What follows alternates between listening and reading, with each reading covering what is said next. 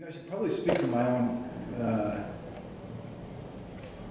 own experience, I guess, as a reporter in the Middle East where I work. And I think what we often deal with is that notions of gender equality are often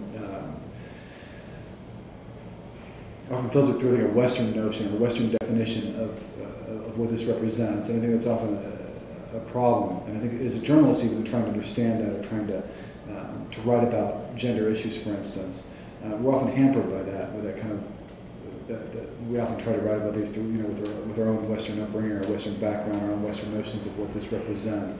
And I think it's gotten us into trouble, for instance, in Iraq, and we're trying to write about gender issues, writing elsewhere, in Lebanon, Egypt, Palestine.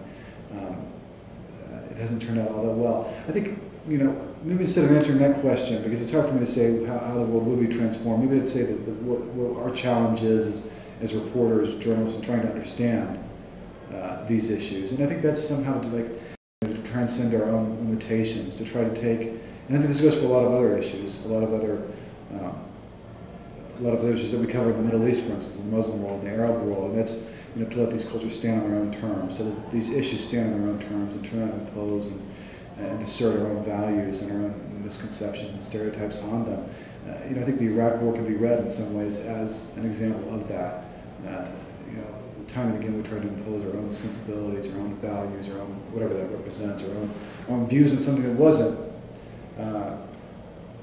amenable to that, and I think it was a mistake in the end. And I think we often do that when it comes to gender issues, when it comes to issues of ethnicity, of class.